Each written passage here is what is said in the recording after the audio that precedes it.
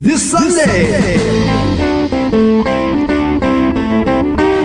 Every Sunday. Side by side at the microphone, from the green light to the speed trap, Chris Switzer and Ray Carino calls them as they sees them, and you better believe them. Here! Relevant news, biased opinions, and outright bullshit regarding every aspect of automotive culture. Gasp at mechanical trickery never before revealed over FCC-regulated airwaves. Thrill to the explosive tension as Chris and Ray cuss each other down the track and barrel roll across the finish line, laughing at certain disaster as they shake hands with the devil. All that and much more this Sunday at high noon on the MotorMouth Radio Hour. Call in and speak live with the Wizards of Speed and live feed, Chris Switzer and Ray Carino. Bring the whole family. Kids under 12 get in free. Every Sunday at noon on WHPC. Take the Long Island Expressway to the Meadowbrook Parkway and look for the sign saying no parking on the expressway and no express service on the parkway. Go right on Highway 24 to Garden City. $2 all-day parking includes pit pass. Sunday!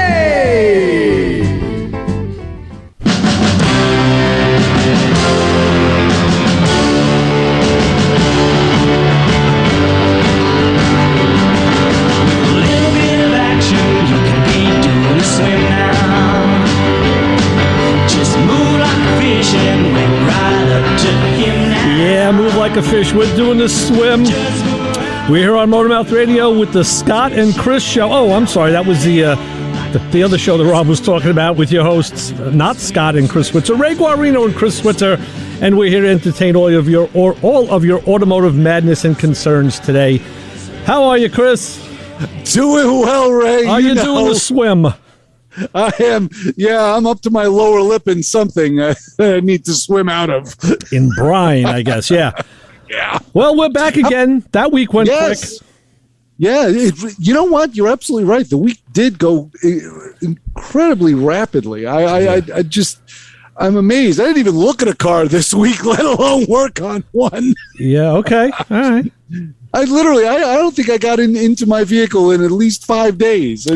Really? Wow. And the funny thing is, every night I go out there to check if the doors are locked. You ever do that? I mean, we come from an area where you have to lock your doors every evening. I mean, it's where I grew up. That's where I came from. You lock your doors. Yeah. And I had to laugh because I think 3 times out of the 5, I went out there into the driveway and checked if the doors were locked. And I'm like, stupid, you didn't even use the car today. Well, you see, now, if you're talking about your older car, yeah, but now with the modern cars, you can take the key fob and just go boop, boop, like push it, it'll go through the wall. Yes. And that's how the real smart thieves are stealing cars.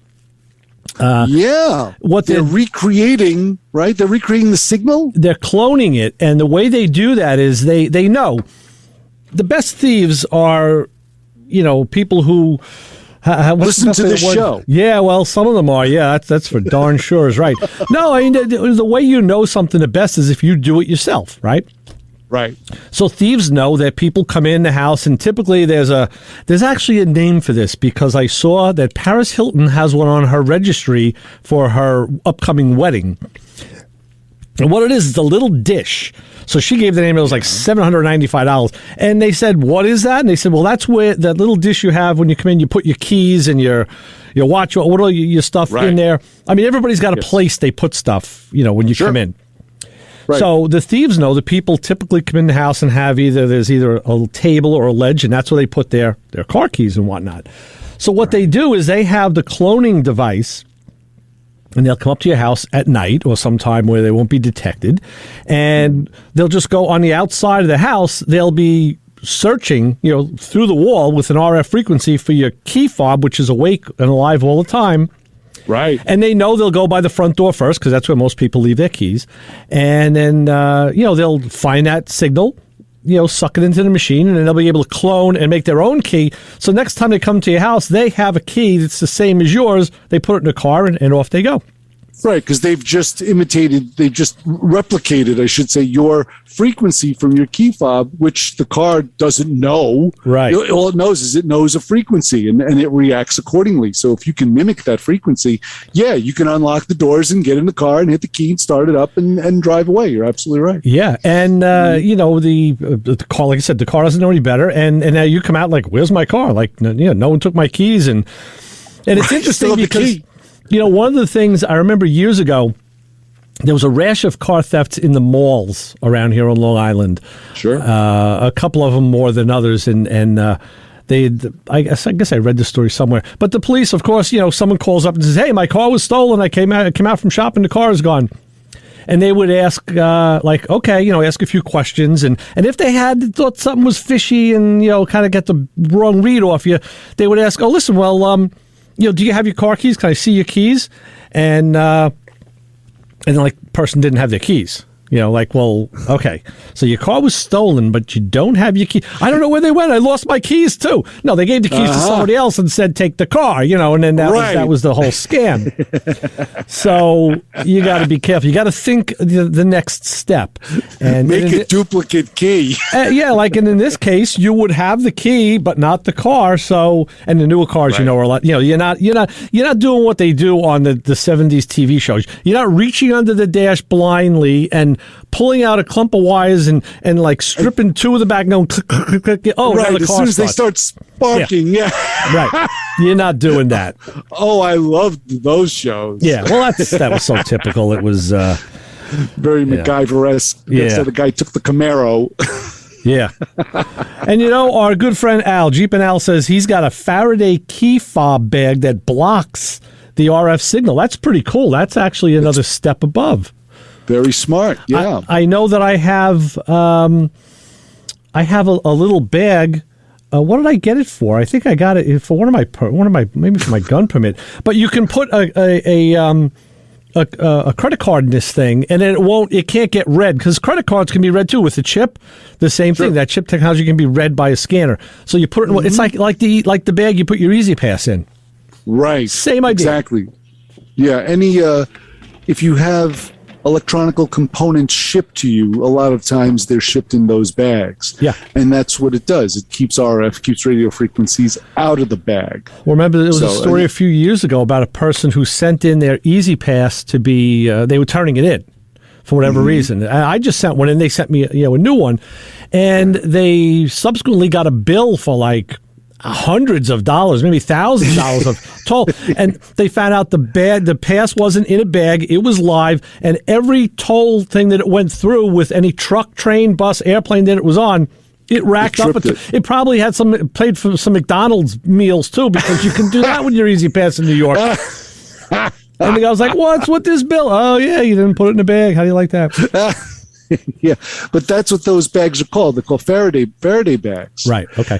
Right. Yeah. There are safes for hard drives and things like that to keep, or not hard drives. I'm sorry, for cell phones. Right. Because you can lock or unlock a cell phone with an RF signal. Right. And sometimes if cell phones are involved in any sort of criminal activity and the police confiscate them, a Faraday bag won't work. They have to put them in these safes. There you go. These Faraday safes. So yeah, but that's really a smart idea. And also keep the key fob away from the door. I mean, if you simply put it in the middle of the house, you can alleviate most of those problems. That was the takeaway. Don't leave your keys by the door where they'd be obvious. Put them somewhere else in the house and whatever. And for some people, let's face it, we're all creatures of habit. If you had to change a habit like that, it would be kind of hard to do because your habit is you come in, you put the keys down. It would be a hard thing to do. But no, it's true. You're absolutely right. We are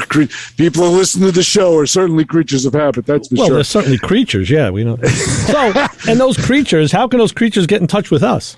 Oh, totally. They can use that thing called a phone, and that's something else to do with their finger. Just call us 516-572-7440. It's a phone number, and that gets a hold of us. And how can they find us during the week when we're not on the air?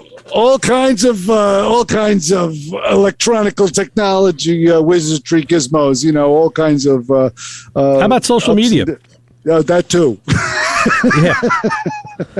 Well, the real underscore and the underscore dash real. Well, let's do it the right way. Let's and the ham and cheese. And so let's do it the correct way. We can on the web and on Twitter and on Facebook. You can find us at MotorMouth Radio, and on Instagram. That's the outlier. It's real underscore MotorMouth Radio. Joe's favorite. Joe's favorite is right, and that's how you can find us. So, but you can call us now. Yeah. 516-572-7440. Yeah, let me put this out there. Don't wait until it's like 12:56 or 12:57. People do that all the time, and we can't take. Sometimes we can't take the call because we have to get off the air a few minutes for to let Kim in can do her show. So, right, do it when you got meat. There's meat here. There's plenty of time to spread it around, and we'll do it when we have meat. Exactly. I like that. It's gonna be a T-shirt. Don't worry. It just says so much. Do it when we have meat. Right. So right now we got a ton of meat in front of us. Yeah. And we got to dig through it till we get to the end of the show. Exactly. 516-572-7440. I mean, I've done it too. You go, MotorMouth Radio's on, and then you turn it on. It's like 11. It's like 12:57. You're like, let me call. I'll tell you this, and so people, we're coming up on our 20th anniversary of this show. Yeah. Oh my gosh. Which is approaching fast. But when I was a listener before I was on the show, and I'm sorry to hear that. And I can. So was I. I clearly remember the first time. The thing that got me to call was a conversation between you, Mikey T, and the Bronc about motorcycle clothing and stuff like that. And again, it was at the end of the show. I think Bronc had brought somebody's son in who was going to buy a motorcycle, and he figured good. Him and Mikey T would put this kid between them because that's the way the studio was set up, and they would bang this kid and really give him some tough love about being safe on a motorcycle. Right. I don't know, but that was the whole idea. I think it was. But what they did is they riled up me. They riled up me because they were talking about clothing. And, of course, Bronc and Mike, like myself, we all come from the same kind of generation of motorcyclists. Sure. And they were talking about the old school way of doing things. And I had already been, I had gotten involved with the new school way of doing things where clothing and stuff is concerned. So they were talking about old school in what way? I don't remember. Leather. They were all talking about leather jackets, leather chaps, all the leather stuff, which we all wore. I still have at home. But now, what happened like 25 years ago is this whole new line of nylon and ballistic. I just got another jacket yesterday. In fact, a good friend. It's breathable. It's comfortable. It's breathable. Well, and there's padding in it. Yeah, and you don't have to break it in. You can immediately the jacket feels like you've had it for 20 years when you wear it. But it's made out of nylon and different fabrics, not leather, which is important. Yeah, sure. And they. The points they were making were all correct, but again, from having the other perspective, I would say, no, there's so much more. And I called in, but it was like the end of the show. It was, we picked it up. Did we pick it up? You did pick it up. And, let me make my point and then said, you know what? This is great conversation. We want to talk more about this, but we got to go because we're done with the show. You said, can you call back next week? And I said that? Yeah, you did. Wow. You did. Wow, I had foresight then. Holy smokes. You did. Yeah, and I did. I called back the next week, and then we picked up the topic and followed on with it. And so I'll admit I did the same thing, but only because I was like, it was like a call to action. It was like it's like, all right, that's it. I'm picking up the phone now. Like these guys are nuts. But that's what it takes sometimes to call a radio show. And I know a lot of people. I was at a street fair yesterday. One of my daughters was vending, and we stopped in to see how she was doing. And I'm not going to give the names right now because I'll see if the promise comes true. But I ran into two of our old friends of the show who were there. And in fact, that was why we met there, because this one person gave me this motorcycle jacket. Because he sold his motorcycle. And his wife had a question. She was, I got a MotorMouth question. I'm like, oh, God, here we go. Boy. Yeah. Yep. That happens all the time. And I'm like, oh, wow. Okay. I said, well, let's see. And she posed her question, which was, I said, wow, that's a great question. I have no idea what the answer is. Oh, well, that's true in MotorMouth Radio 4. Yeah, because I need somebody on like an engineering level at the car dealerships to tell me, why they would have done that. So she says, I'll call tomorrow and I'll ask. And I said, okay, the number. So we'll see. And if she doesn't call, I'll tell you later who it was, and we'll.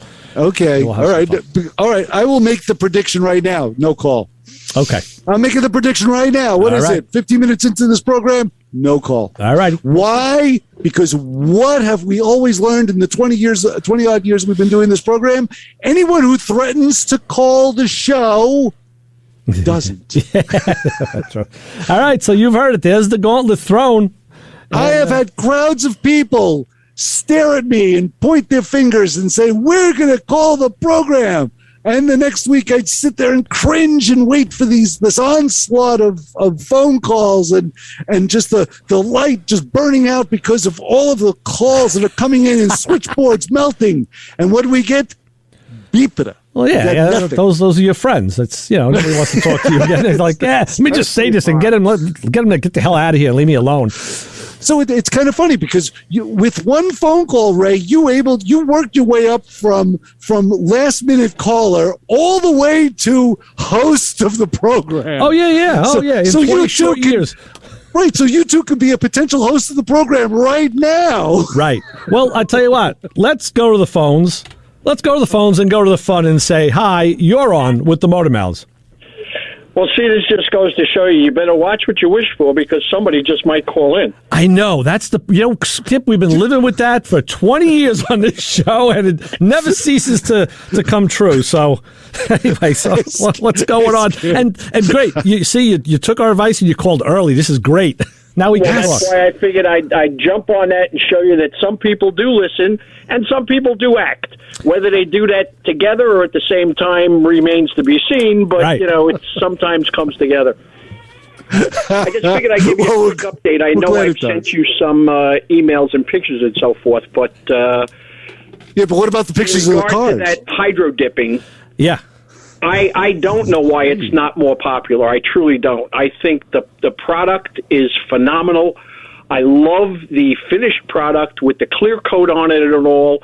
And it's funny because just recently I saw something on Facebook, and it was with some car shows. And I actually saw, oh, no, I'll take that back. It was on the auction. I get my thoughts confused sometimes.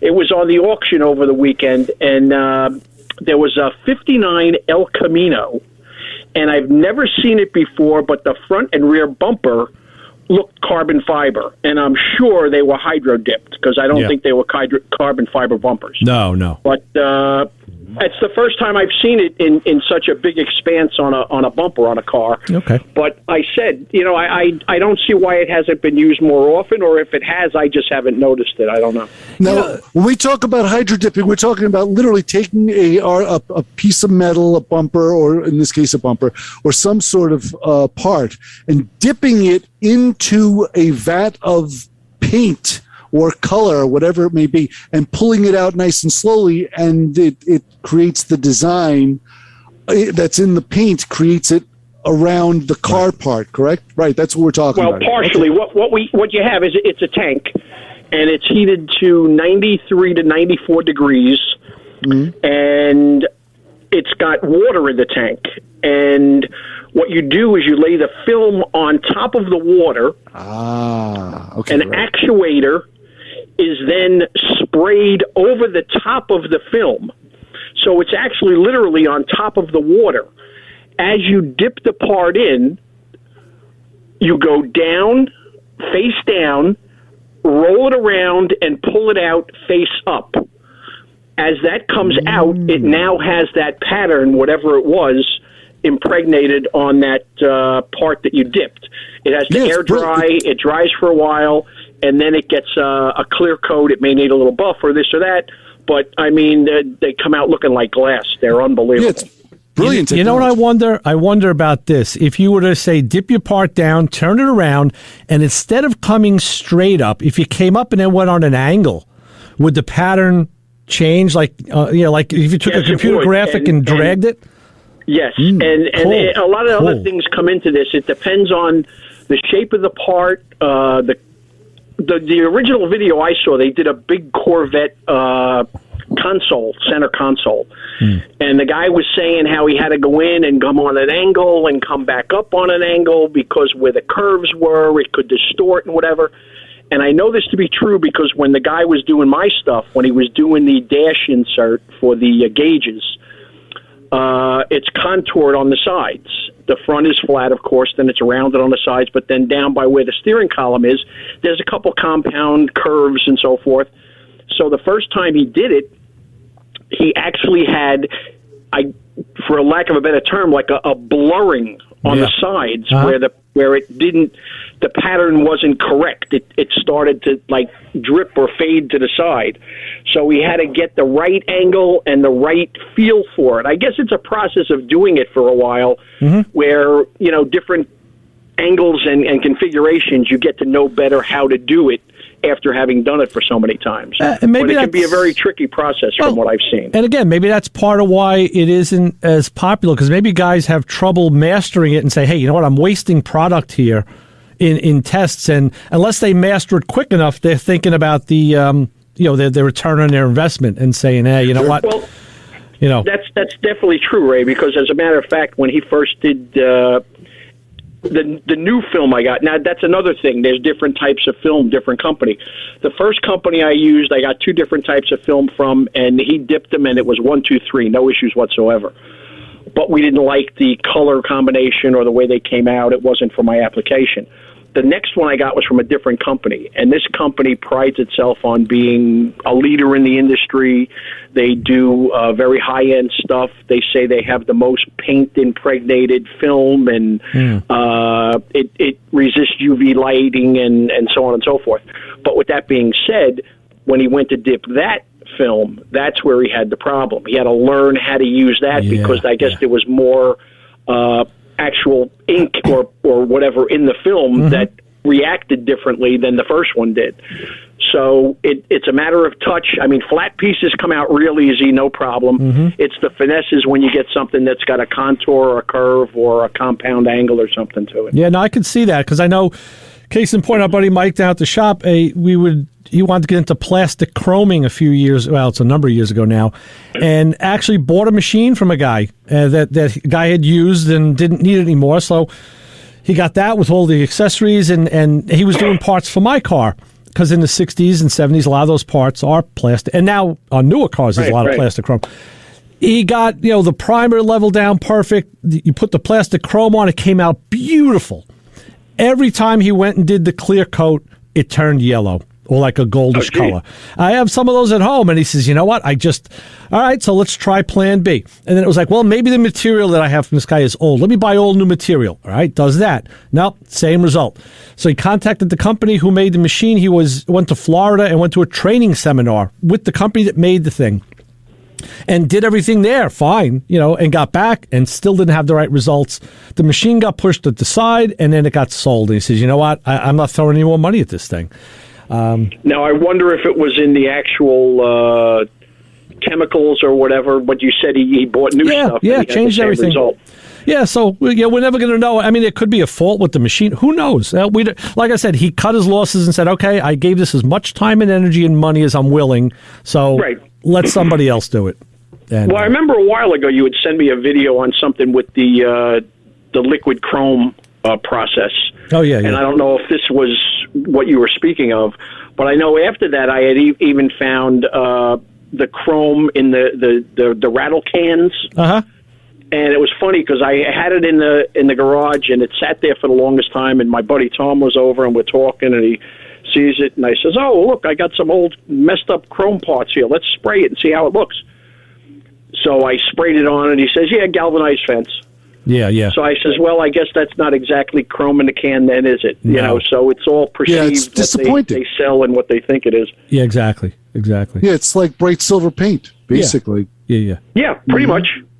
That's pretty much what it wound up to be. So, your mileage may vary. You have to try this stuff out and see. But, if on that end, if you think you're going to get something in a spray can that's going to give you chrome, that's being a little anxious, a little, what's the word? That's a tall order. Optimistic, yeah. But on a process like this with either hydro dip or plastic chrome, that's now a controlled process, and you do get really good results if everything works right. But yeah, and like I said, I can't wait to actually see it in the car when it's finished and everything. We just had the gauges put in and whatnot, but once it's back installed in the dash with the purple-black dash and all, I'm hoping to get a whole different look in the dash of the car. So let me ask you this: did you, with the lighting on those gauges, are you going with the incandescent bulbs or did you go to LEDs?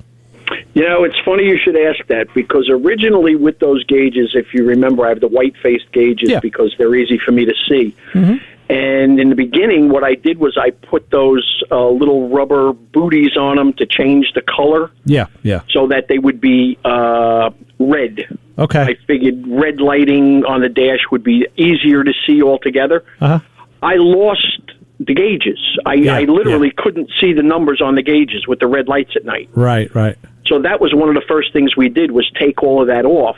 But in the process, we went with the LED bulbs also. And my directionals, I have two little small LEDs, one on each side, that I use for the directional bulbs also. I even changed the ones now in my the backup lights. We just put backup lights on the car, and I have the LED lights for that. I have the LED license plate light. I don't have LED headlights or markers yet, but that'll be the next step probably down the road. The interior lights, too. I did the B-pillar lights in the Nomad. I have the LED lights for that, too. And what a world of difference. It's unbelievable. The reason I bring it up is I put LEDs in my car, but you go to look for LED bulbs, and you'll find a gajillion. You don't know what to buy. So, again, I didn't know what to buy, so I took a chance on something. And the wattage is not, just like the house, it's not the same, comparable as an incandescent bulb. It's a lot less. Yep. You get more output, But anyway, I bought a set of bulbs. I put them in the car, and I was like, oh, no, this isn't really what I wanted. I could see that they were, brighter than incandescent, but they didn't do what I wanted. So I went to another set.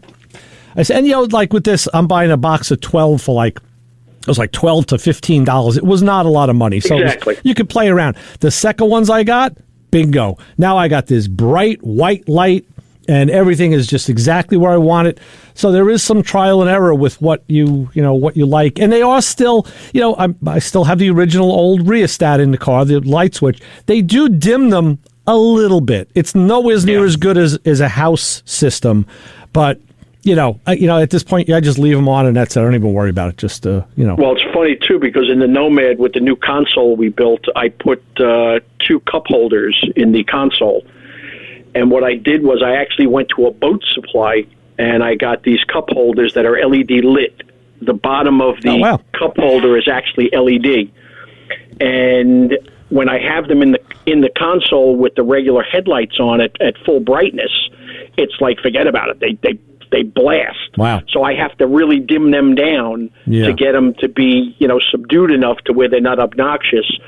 Or I can either, if I'm not using the cup holder, I'll just stick my microfiber cloths in there so that it serves a dual purpose. I can grab the cloth quick to wipe the dash down, or I can leave them in there just to dim the light now at night. Now, would it be nice if the LEDs were the opposite of what they are? Instead of being cool, if they put out heat, you could keep your coffee warm. Yeah, well, that could work too. You could have a switch to go both ways, Right. But that doesn't the LEDs are so non-heat conductive that that's a big point of sale for them too. So you're looking at a silicon wafer is all it is. Well, it's the same thing. I have LEDs in the house now. I just redid bathroom vanity lights and everything, and I went all with the bright white LEDs. And I had to put dimmer switches on the light fixtures, because now on full brightness, I swear from 2 rooms away, it looks like there's a seance going on. I mean, it's like wow. Yeah. I did the same thing at the house. The lighting is so clean and pure, it just makes everything look so much different. And when you look at a regular bulb now next to that, it's crazy. No, especially when you look. Now you can get to see the dirt in the bathroom. Well, what's worse is you look in the mirror and you say, "Oh my God, where did all those wrinkles come from?" I did that. I put LEDs in the kitchen years ago and turned them on and said, I said, this is perfect if I want to rebuild the transmission. It was so white, so bright, operating room white. And I said, I'd love that, but not for the kitchen. So I went back. I did that on all my fixtures, too. I did the hallway light, the entryway light. I did the dining room fixture. It's a 6-bulb fixture. And I did a 3-bulb fixture over the dinette in the kitchen, off the kitchen. And they're all with that bright white LEDs, but I have them all on dimmers now, too. So you can put it to where you want it. You know, you don't have to be blasted out if you don't want to. And in the kitchen, I have LEDs up under the soffits, or plant trays as they call them here, and I got a big ceiling fan, and it's got an LED light in the middle of that. But that one, believe it or not, is the dual coolness, whatever. It's got the real beige-looking kind of light. Yeah, it's warmer. And then it goes to the bright white light if you want it. Yeah, so it's adjustable with the remote. So that's pretty good. Excellent. Here we are on the lighting show today. You never know where we're going to go. I tell you where we're going to go, Skip. We're going to have to shoot because we got to do our bottom of the hour break, and Chris has to tell us about the honor group of the hour. So, very good. Okay, great talking to you guys. Thanks for calling. All right. Always a pleasure, Skip. All right, that's good. So, do we have an honor group of the hour? Of course we do at the MotorMouth Radio Home and Garden Show. Yes, and here is the MotorMouth Radio Honor Group of the Hour. If you are old enough to remember the gas shortage. Do you remember waiting on long lines in the 70s, hoping the gas stations wouldn't run out of gas before you filled up? Do you remember hearing the term OPEC and not knowing what the heck that was? Do you remember waking up in the middle of the night to drive to the gas station to get in line and wait for the place to open up? Do you remember the classified ads in the paper from individuals trying to sell their gas-guzzling muscle cars at giveaway prices? I sure do. Well, if you remember any of those things, then you is old and are part of the MotorMouth Radio Honor Group of the Hour. I'll tell you something. I put gas in all the family cars, and just this week, the station I go to, I've been waiting on not a line out into the street, but a line in the parking lot. I said, "Damn, it's like the '70s again." Like what am I doing here? This is ridiculous. So really, yeah. Wow. Well, it's a discount place. It's BJ, so I get like 10 cents off a gallon if you have the card. So you do save some money. Yeah, you're going to be waiting in long lines. If that's the 10-cent difference, you'll be waiting. Yeah, that's ridiculous. But I'll tell you what else is different. It's Sundays at 4. Today, after Kim, and then after, what comes after Kim? I think it's the Billy Joel show. 90s Now. You're going to love this, Chris. This is for you. In fact, you got to come and work on this show. I think you got to co-host. Because if you love boy bands. Oh, I'm a big fan. Fanny packs. Oh, big fan. And AOL chat rooms. Then this is the show for you. For you. Ooh. Yeah. Yes. You can listen. 1-800 numbers and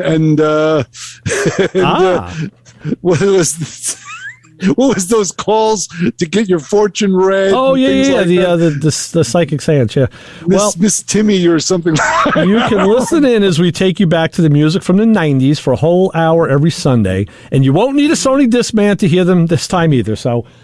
Son of a gun. But now you can listen to our choice of music. This is a. I know you're such a wild one. We're going to play the wild one for you. No, we're not talking about Marlon Brando. But we'll take this quick break. We'll be back with more MotorMouth Radio after this. Chris Switzer, Ray Guarino on 90.3 WHPC. Hit it.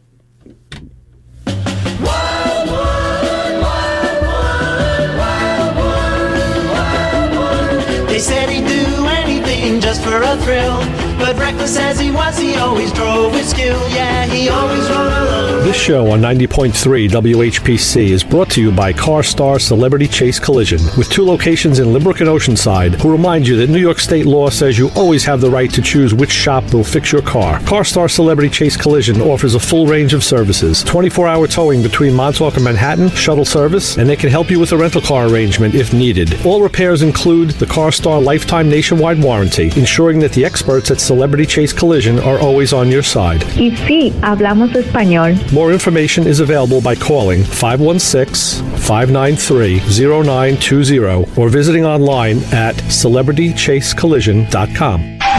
You're listening to the MotorMouth.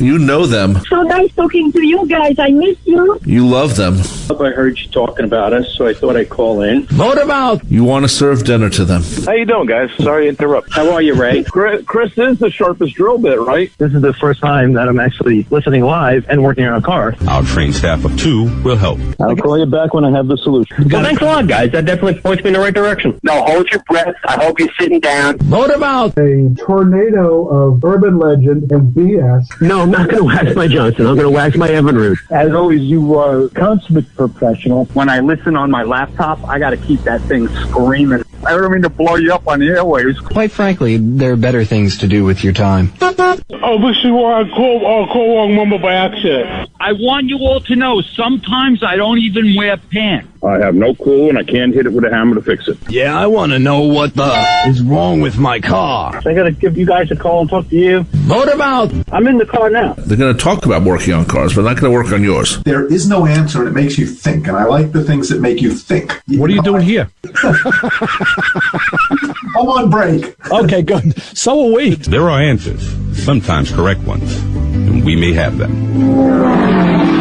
MotorMouth Radio, 90.3 FM, WHPC. MotorMouth. My name is Carl Anthony with Automoblog and AutoVision News, and you're listening to Ray and Chris on MotorMouth Radio, WHPC 90.3 FM.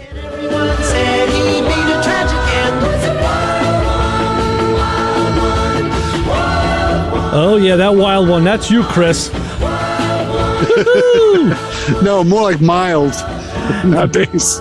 Believe it or not, that's a band called the Go-Go's. Not the female band, the Go-Go's, that Rob always plays, but some band from the 60s that's on this obscure CD that I have that I think I might have picked up at Infinity Records again. That's where I... Yeah, it is obscure, and it should stay obscure. Yeah, well, that's why it fits on this show. You see, that's the whole thing. It's, obscurity at its best. Yes, 516-572-7440. I was looking at some of the chrome, some pictures of that chrome in a bottle that we were talking about earlier, and I'm not impressed with it. Okay. And I need to find something chrome-like, because I think I told you the top portion of my Chrysler front bumper, the chrome is flying off it. And it's Chrysler quality chrome, which is no quality at all. So I have to, and I got a bumper. I got to swap it out. It's one of those things it's gonna be a project, I know, but I thought maybe just to make it look halfway decent. But before I can literally get to the point where I can swap the bumpers out, take the whole front of the car off. There's really no Band-Aid. I mean, I've seen guys use chrome tape and, like I said, if you just get in there with some silver paint and just kind of, just touch it up, it's, from a glance, it'll be okay. But there's no replacement for the chrome. There's just no there really isn't. There really isn't. I mean, there's stuff that looks okay, but if you're going to spend a lot of money to look okay, it's not. Well, I found out, like with my own car, when it came time to look into having my bumpers chromed, it's a lot of money. And I asked everybody I know, well, not everybody, but most of the people I know in the hobby who've restored cars, where would you go for chrome? And I got I probably got 5 or 6 different answers. Some guys were in Texas. There was another place. There's one in Philadelphia. There was other ones that had gone out of business, and and then there's actually a place here in Mineola, and I went there and talked to them, because at the shop we had a job that had to be dropped off. So I said, perfect, let me come and I'll talk to you about mine. But we were talking like $3,000, like lots of money for the bumpers. I was like, oh my God, car's not worth that much. It's like, it's going to be nice, but I pay another $3,000 for bumpers. And I ended up going with replacements, because they do make them for my car. Right. From, I think it was AMD that made them, all metal direct. And the first thing I noticed, the chrome was beautiful. They are gorgeous looking bumpers, but as soon as I took it out of the box, either one, I noticed they were definitely lighter. So, okay, you take off some weight on the car, but maybe you don't have all that protection now. And it was our friend Tori. I went through his account, so I got to use his his credentials, so it saved me the tax and maybe a little discount. So it was maybe like $600, a piece of bumpers, which was great. It saved me a lot of money, which I was happy. But you just don't want to be tapping people in the parking lot now, because it's true. They're not paper mache. They're real. They are metal. They're steel, but they're just not the same car. But the problem is with your car, you don't have that availability, because it's not a mainstream vehicle. Nothing on a C-body is mainstream. It's true. And the funny thing is, I have 2 front bumpers now in stock, and one of them is dented on the bottom of the bumper. Mind you, it's a loop bumper, obviously. Yeah. There's a bumper at the top by the edge of the hood, and it continues, wraps around the front of the car, and then, of course, terminates at the license plate. So it's kind of a rectangle with the center cut out of it. Right. And I have a bumper. I have two bumpers. One of them is dented at the bottom. The other one is dented at the top. Of course. Where else would it be dented? Right. So I have to do something I have not done in a very long time, and that is bounce a dent out of a bumper. Wow. And I've done it. Okay. I've done in the old days when I was a lot younger. I was able to do it, and I ruined a couple of tools and sockets and all kinds of things trying to get the contour straight on my old Buick bumper. Sure. I got some guy tapped me in the back while I was waiting for a traffic light. I got the thunk, and I'm like, oh, you got to be kidding me! And he put like a nice, what would you call, a bullet hole size dent in the bumper, and I had to pull the bumper off and literally attack that peak with all kinds of hammers and wood and it was miserable. Yeah. But I was able to do it. It was slow and tedious. And now I'm going to probably have to do it again. I have to find which bumper I can, which would be easier to pop the dent out of. But I'm going to have to do it. But both of them are good used. They're not perfect. But then again, neither is the car. So right. So and that's you know me. I don't mind. Okay, if the bumper's got a couple of imperfections in it, I'll still hang it. It's not a big deal. But when it's got a dent in it, I'm like, oh, I got to do something about that. Yeah, my buddy Kilowatt Kevin just sent me a link to a Pontiac. It's a Trans Am. That's it was one of those 301 turbo job. He's the white one with the white wheels, and this guy wants 81? Yeah, he wants like $2,000 for this car, but literally it looks like he dragged it out of a junkyard. The interior has been ravaged. There's no dash. There's no carpet. The seats are laid back. Everything is dirty. It's a mess. It looked like it was in a junkyard. And there's no title, of course, so take it for what... I was like, you know what? He's selling like it's a junkyard car. He says, can be restored. Yeah, it can be restored. So could the Titanic. Sure. But sure, it's amazing what people... you have to go through it to see. When you get to those last items, the littlest things make the biggest differences in a restoration. Oh, yeah, and totally. I agree. People use that blanket statement, which is so untrue. Right. Or make for a great project. A great project for who? For the rest of your life. Yeah. I'll tell you what project I'm working on, and I'll work on it today because I've been doing it every day, a little bit at a time. I salvaged another one of those small 21-inch snowblowers that I like so much. Oh, no. Yeah. Actually, this one, my neighbor threw it out years ago. And and I had one just like it. And I said, okay, maybe I was thinking I could use that one for parts for the one I have. And I just kind of parked it in the yard and I left it for, I don't know how many years it's been sitting there. But now the one that I was using that was a Hurricane Sandy refugee, it was literally floating in somebody's garage. And I had been using that for years. I said, okay, that one needs some work. It's getting long in the tooth. Let me look at this other one and see what's going on. So I did. I took it apart and so I realized even though they're both Craftsman machines and they're both green and plastic and the same size, that's about where the similarity ends. They both have Briggs engines, but that's it. Well, one's a 2-stroke, one's a 4-stroke. Oh, okay. So there's minimal of pieces I can swap. And I've been trying to do this on the cheap because I don't want to put money into this thing if ultimately it isn't going to work out. Right. Understood.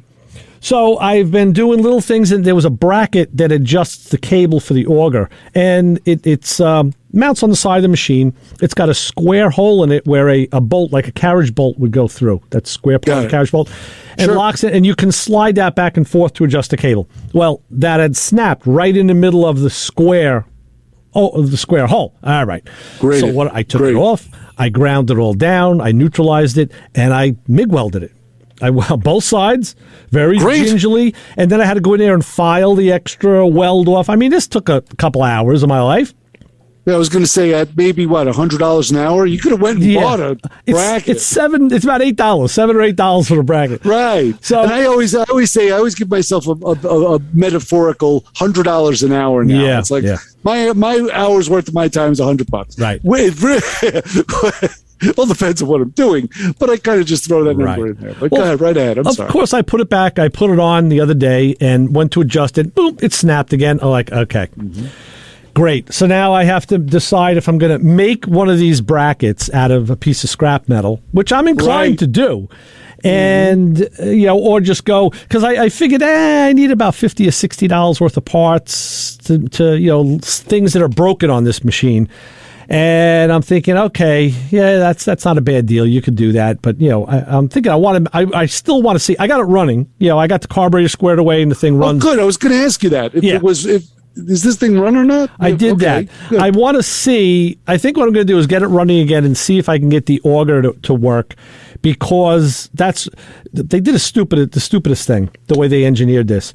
On the left side of the auger drive, the auger has a shaft that goes through a bearing. Looks like it's the same, I swear it's the same bearing that's in the front of an alternator. It's like a 2001 bearing. Yeah, it's a sealed roller bearing. It probably is. Same size. From the same manufacturer. Right. And on the other side, the auger has just a little stub that's machined, and you'd think it would go into a bushing or something. No. The plastic cover on that side has a plastic boss that sticks out, and the auger just sits into this plastic boss. That's high quality. And, of course, when I got it, that part was like... He must have ran over as like a rock or something, and it just dislodged from that part. So that plastic boss got misshapen. So I went in there with a little X-Acto knife and a file, and I shaped it back again, and I got the auger to go back in. So I think I want to see if that's going to stay first. But these are the things we do when we have nothing else to do, right? We restore old pieces of junk. Wow. Yes. I'm sorry. The funny thing is, I've come to realize my time is so limited now. I have to do those restorations in record time. Oh, it's like a lot. I've been relying heavily on adhesives. Glue it together. Clamp it. Done. I took the other approach and said, hey, you know what? It's not snowing yet. I have time. So I put this. I set it up on my workmate sawhorse thing in the garage, and every like when I get a chance after work, I'll go out there and I'll spend an hour and a half, and I'll just tinker around doing stuff, and then I leave it alone. It's like sometimes if you obsess on it and really lock in on something like that, unless you have like a all the parts to change, you kind of get tired of it, or you just you hit the wall. So now in little chunks, it's a lot easier to not get to get upset with it. Oh yeah. Whenever, and I always quote my father on this. Whenever I would run into a wall working on something, he would always say, "Go to the bathroom." Yeah. He'd say, "Go to the bathroom." He'd say, "Just go sit down or stand up or do what you have to do, and come back to it." And basically, you give yourself like your brain a 2-minute break. And every time I would come back and sit down and look at that thing that I was hammering my head on and getting all frustrated with, and I'd look at it and go, oh, this is how it goes together. And it would go together no problem every time. Yeah. But now my question to you is, you're now going to have 2 mediocre snowblowers. Is one of them going to end up at the dump? Or are you going to keep them both? No, I think what I will do is, and the only reason, just to clarify why I'm not going out and buying a new one, is these things are like $500-$600 for these little machines. You know, and not knowing if I'm going to stay in New York, like what the hell? I'm not going to, I'm not going to make the investment.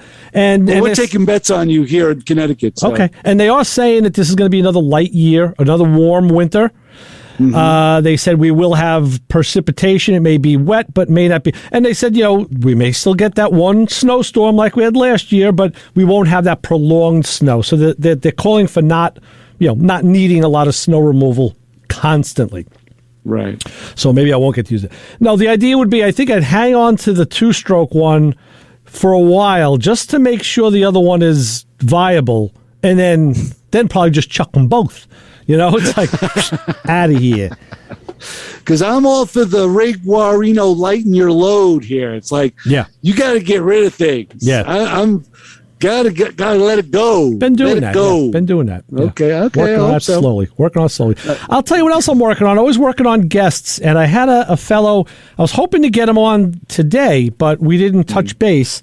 Our good friend, Frank Dominiani. Remember Frank? God rest his soul. Sure. From High Speed Automotive and Valley Stream. Well, I'm still in touch with his son, Joe. We talk all the time and share emails. And he sent me a email about a week ago saying, "Hey, how'd you like to have this guy Herb on the show?" Herb used to race with my dad and Bobby Brown. We had Bobby on the show many years ago. Right. Actually, Bobby owned Robert Chevrolet, among other things. So I said, yeah, I reached out to him, and basically his name is Herb Wettinson. Herb is the guy who, him and his brother owned Wetson's Hamburgers, the hamburger chain. And there were 70 of them in the New York area at the time. Mm-hmm. I think from 59 to 1975 was the last when they closed them up. Really? Because McDonald's, Burger King, all those, the big chains, Wendy's, were really putting a lot of pressure on them. And on a corporate level, it's hard to compete. It is. So we had one that was close by. It was in Valley Stream. I used to go to it, in high school. So anyway, I gave him a call, and we didn't touch base. We haven't communicated yet, but I'm working on getting Herb on because he's got the racing history and now the hamburger chain history, which is great. A lot of people don't remember Wetson's. You'd have to be from the area. I don't know if there were any out by where you were in Brooklyn. I don't know exactly where they were. Yes, there were. There was one on. If I remember correctly, I think there was one on Utica Avenue. Oh, okay. In Brooklyn, like in the Canarsie section of Brooklyn, if I remember. Okay. But yeah, there were others. And but there were more of them outside of Brooklyn. I think the first one was the one that was up on Old Country Road. And it was up by you. Because it became a record store after that, and they left. McDonald's has the arches. Wetson's had those two arches that started at the front of the building and went to the back on the sides of the building. Yes, they were like runners, and the record store kept the original outside the building with the arches on it. I think they maybe repainted it from orange and white. They maybe repainted the building, but you look at it and said, yeah, that was a Wetson's, And that was in business for many, many years, and that finally got sold, went out of business, of course, a record store, right. I figured, they probably ripped it down and put up condos or something. So yeah, we'll see if we can have Herb on the show and talk about some old racing stories. That sounds like fun. Yeah, because I always enjoy that. We've always had really, really good shows when we'd sit down with the old racers. And there was a time, we're talking about our 20-year stint here at the station with this fine, upstanding, obscure gardening show, where we had like a whole bunch of old racers. And I think about that now and go, wow, some of those interviews were fantastic. We're just talking about the old days at the time. Without a doubt. To hear more of them come in will be a joy. Yeah, while these guys are still around, because they, they're older than us, and they were doing this stuff a long time ago. So it's good to have them while they're still. I got a mailer in the mail this week. It was a manila envelope, and all right, hand addressed to me, and there was like a barcode sticker over the return address. I'm like, oh, okay, I don't know what that is. And it wasn't ticking, right? Wasn't ticking. You didn't have to soak it in the bathtub. It felt like a calendar. I'm like, who's sending me a calendar now? It's like, in a calendar in October. That's not what it felt like, and size-wise. But I opened it up, and it was a magazine. I said, oh, what the hell's this? Something that was probably some kind of, one of those things where they're just trying to, fleece money out of you. No, it was Nitro Madness was the magazine. I'm like, Nitro Madness. I'm like, now you got my interest, but why am I getting this magazine? and on the bottom of it, there was a square where they would put their mailing label for subscribers, I guess, and it was blank. So I'm like, and I started flipping through the pages. Like at third page, I see it. There was a big article on Billy and Bobby Lynch. And Billy's rail. So I peeled that barcode off the front, and literally, there was Billy's return address up on top. I'm like, oh, cool. They did a real nice, knowing Bill like we do, and we've had him on the show and talked with him many times. Another, very prominent racer. Sure. We kind of know the ins and outs of that story. This one kind of encapsulated everything in the Reader's Digest version. They mentioned Red Lang, and they mentioned Mike Sforza, and they mentioned Ralph Landolfi, Coney Island Ralph, a lot of the guys that we know or knew. Sure. And, Angelo Giannini.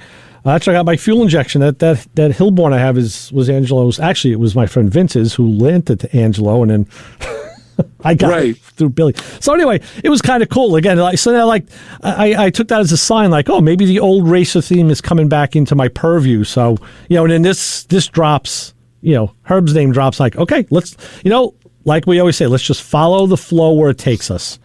It's true. There was a time in this program we were just interviewing a string of authors. Oh, we had the book club, yeah. This was turning into the book club, which was cool. Some of that stuff was great, and we got some great authors and some great friends out of it. And now, if we can go back into the old racer, getting back into that mode, that's always welcome. Remember, we had the fellow who wrote the Corvette books. He was in England at the time when he called us. I was like, wow. Yes. Tom Taborgensen, I think it was. It was like, remember, it was like TVOR. It was like a weird one of those Scandinavian names. Yeah. That was right, and cool. It was kind of strange that an individual with an English accent was telling us about the most popular American sports car. Exactly. So that's all fun, but we'll follow up with that. That's cool. No, it's always looking forward to it, and of course, I love the fact that you're still working on projects. I'm trying to get back into working on projects again. I'm going full boat once my house projects are done, because that's why I'm laughing. I'm thinking to myself, this is turning into like the Home and Garden Show. Meanwhile, I haven't mentioned much about my house projects, but I got them. Yeah, I'm sure you do. And they've been literally dominating my life. So it's a lot of times when I'm working on a car, it's get it done, get it fixed, get it back in. Yeah. And okay, done. Move on. And just like the headlight. The headlight motor is now in. It works. Good. It's fixed, and it took all of, I don't know, maybe less than an hour. Still waiting to see pictures on social media. Yeah. So before we're getting to the end of the show, so let me finish from where we started off with the people that I met that talked about it was our good friends Gary and Lorraine, who I ran into. Oh, okay. And Lorraine's question to me was, she was talking about the gas fill door on cars. Usually it's on the right or the left, Right, the gas filler door. Right. Yeah. And her question was, how do the manufacturers determine where to put that door?